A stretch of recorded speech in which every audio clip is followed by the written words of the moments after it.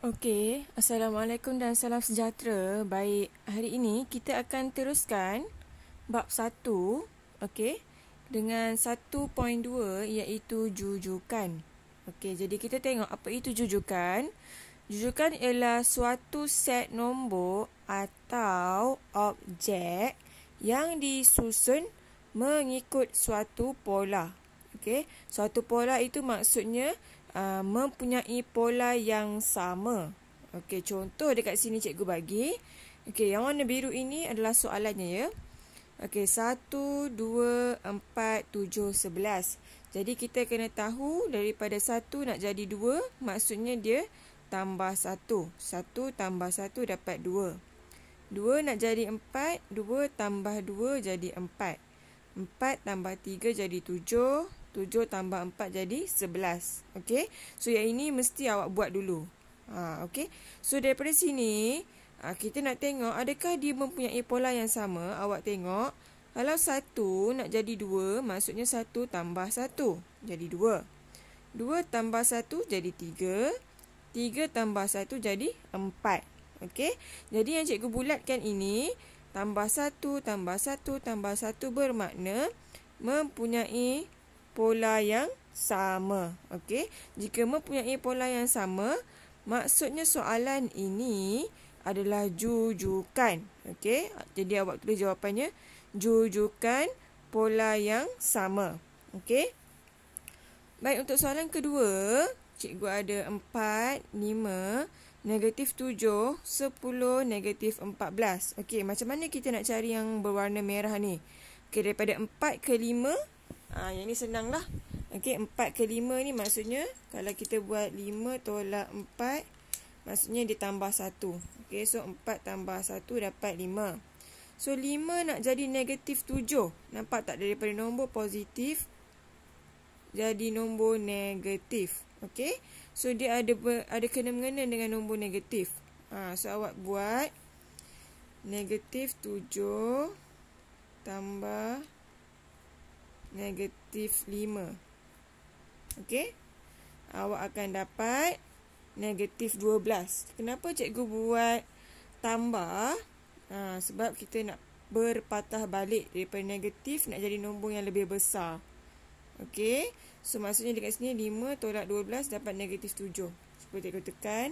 5 tolak 12 jadi negatif 7. Okey.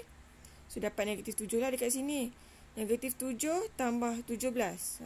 Negatif 7 tambah 17 dapat 10.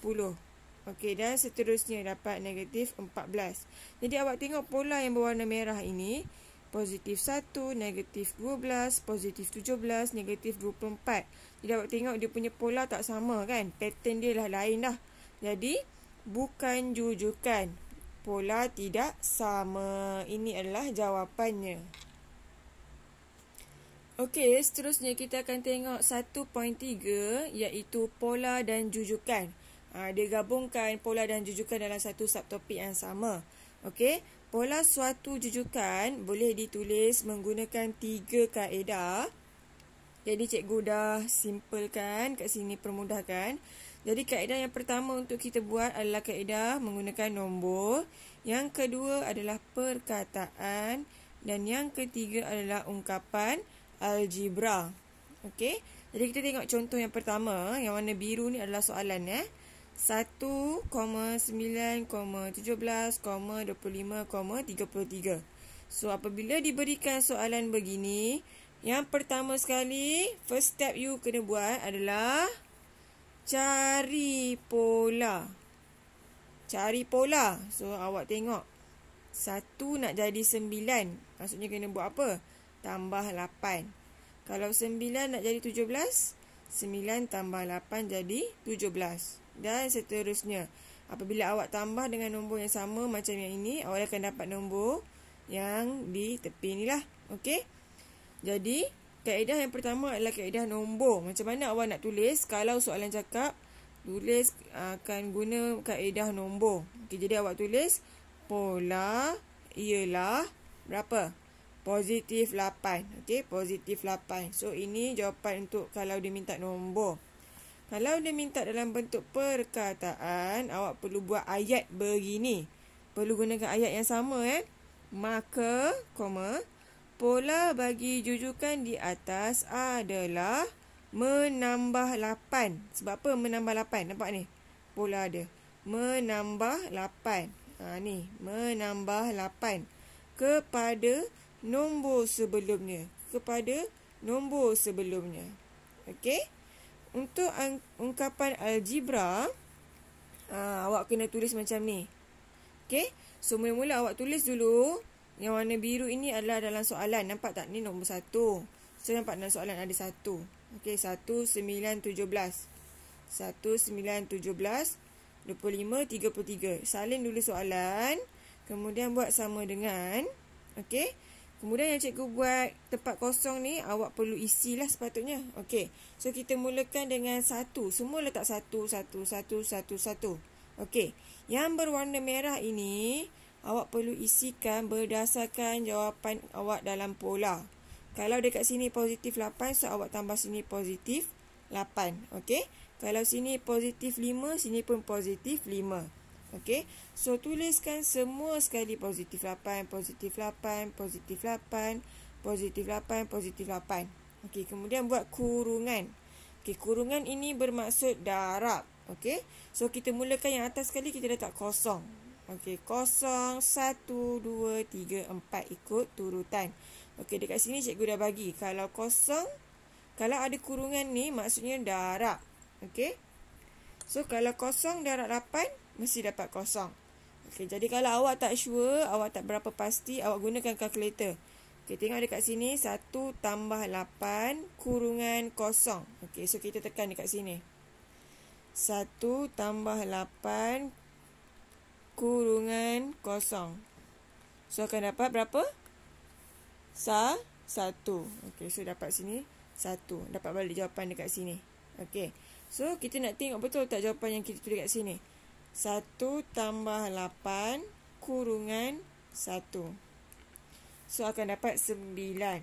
So, betul tak 9? Okey, betul lah. Jadi, yang lain ini pun mesti betul sebab turutannya betul. Okey.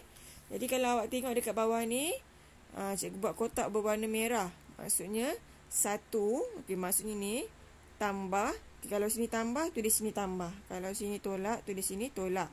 8. Okey, kalau sini 8 pun tulis 8. Kalau sini 3, awak tulis 3. Kemudian 1 tambah 8 N. Kenapa cikgu tulis N? Okey, maksudnya N ini adalah boleh berubah-ubah. N ni adalah berapa? 0, boleh jadi 1, boleh jadi 2, 3 dan 4. Okey, jadi cikgu letak N. Okey, jadi jawapan terakhir awak perlu buat.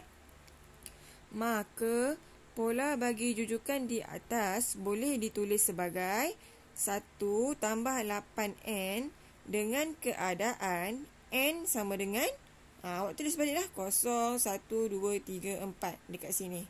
Okey, ini adalah jawapan bagi ungkapan algebra.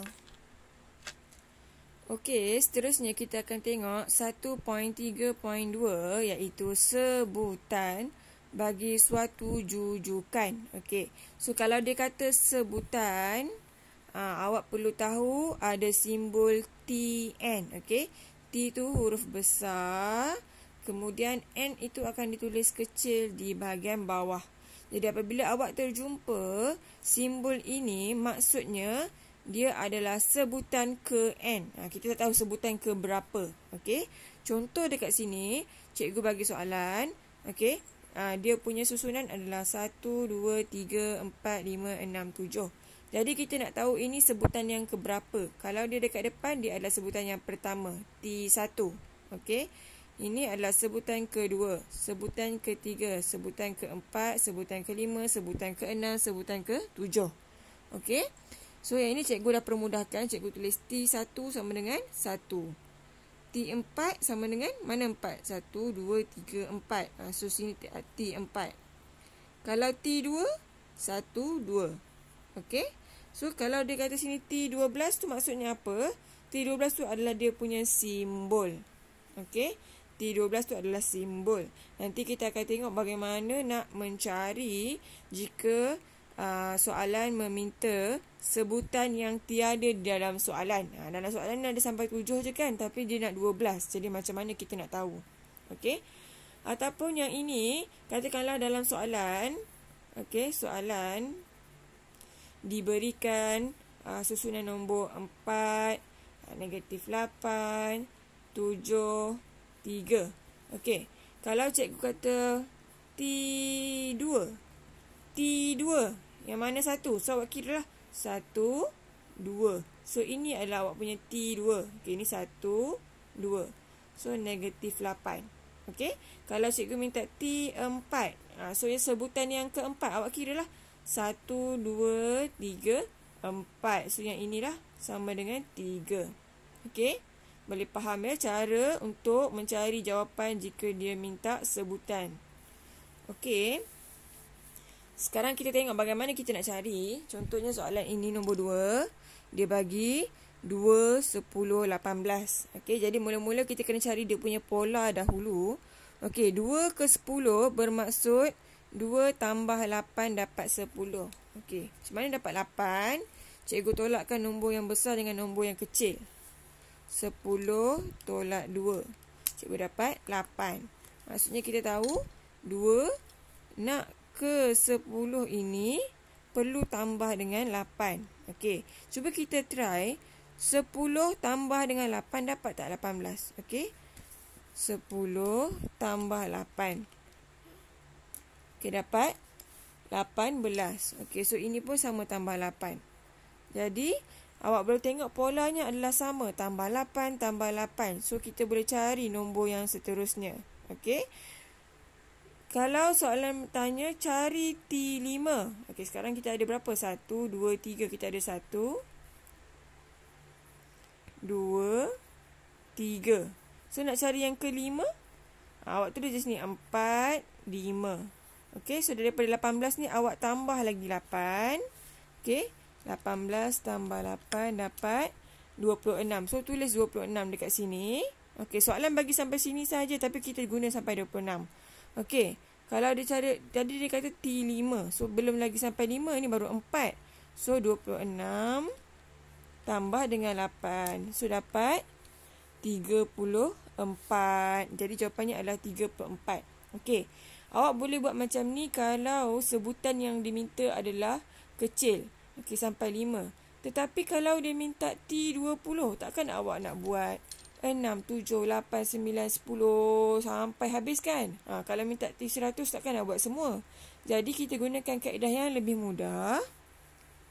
Gunakan kaedah ungkapan algebra. Okey. So sekarang ni cikgu letak dekat sini. Ini kaedah ungkapan algebra 2, 10, 18. Okey, macam mana cikgu dapat 2, 10, 18 ni? Awak tulis daripada soalan. Nampak tak soalan bagi 2, 10, 18. Okey, tulis balik 2, 10, 18. Kemudian buat sama dengan, selepas itu tulis jika sini 2, so sini kita mulakan dengan 2. Okey, so 2, 2, 2. Okey, nombor yang di sini bergantung kepada nombor pertama. Kalau sini 10, sini 10. Kalau sini 100, sini 100. So sekarang dia adalah 2.